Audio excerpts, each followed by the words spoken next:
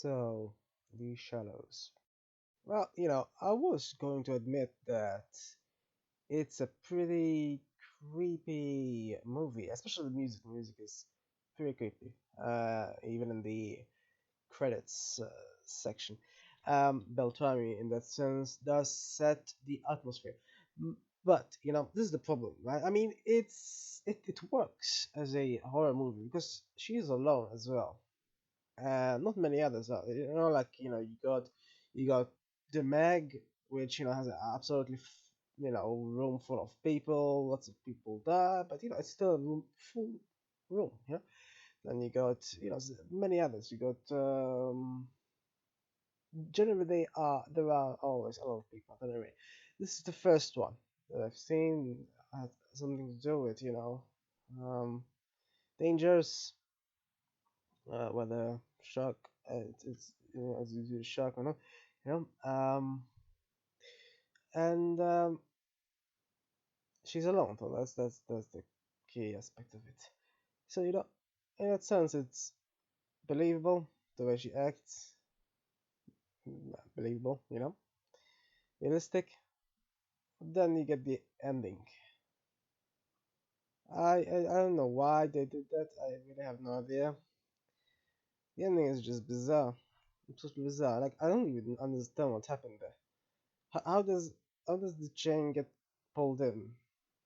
Even if you get off the thing, was it supposed to be just like you get it off and then due to what the fact that it's down there, it just pulls it? That's not how it works, though, is it? Like I mean, if there maybe no water at all, that would happen. It would be pulled by gravity. But since there is water, as far as you know, that wouldn't happen unless somehow it's some seriously heavy chain, but it doesn't make sense really. It just doesn't. Like, usually anchors go down because they're pretty heavy, but chain itself isn't normally as heavy. Makes no sense, right? And then of course they absolutely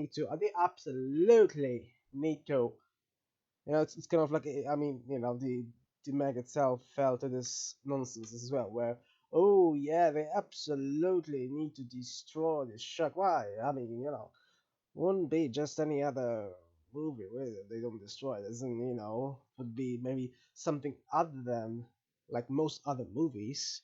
No, we cannot possibly be unique, can we? In the Meg, Jason Statham is like, yeah, we need to do this. It's one thing for Jason Statham. Uh, uh, I don't know. I've never seen Black Lively do this before. I'm not sure I've seen her before. To be fair, I am kind of familiar with her, but not too much. So yeah. Um, I really don't get why this happens at all. I don't. What's the point? Like, couldn't you just try to somehow stay alive without doing that? Somehow, just somehow, Like, none of the movies ever made think that that's a viable option somehow. That somehow, there are solutions. Just like, what's the point of these movies? What's the point of having many movies if they all end in the same way? I don't get it. I don't get it. Yeah, that seriously do not get it. And yeah, this is by the director who made House of Wax, apparently, who got Paris Hilton to act. Well, that's something. Um, very first movie apparently this person directed. I'm not otherwise familiar with them really. John Collette, Sailor, right? Spanish. Of course, that's why he had Spanish in the movie.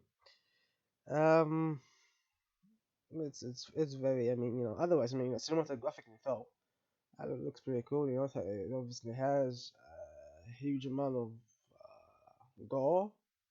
Guess you could say. Like, I cannot believe she even survived with half of her leg just off. I'm pretty sure you couldn't survive for days like that. Pretty sure. But of course, magically she's a doctor. That's very interesting, very remarkable.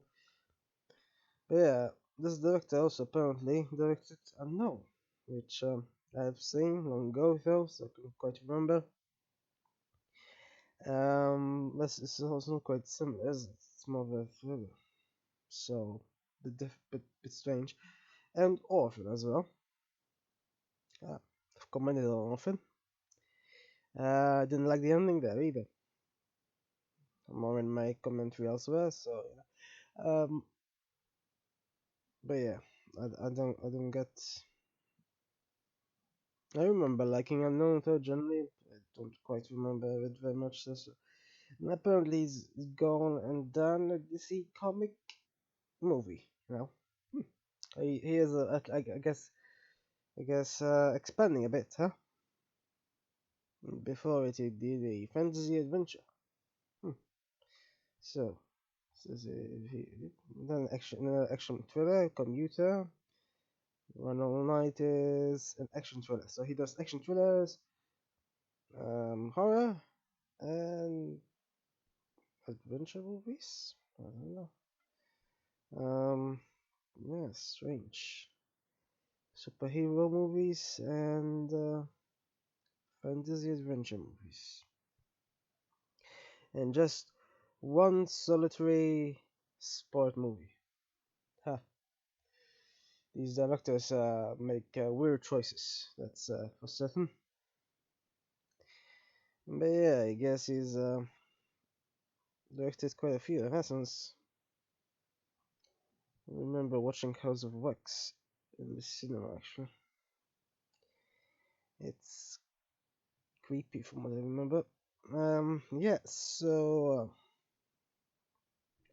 anyway, it's this though specifically is yeah. I didn't like the ending. I didn't like the ending really.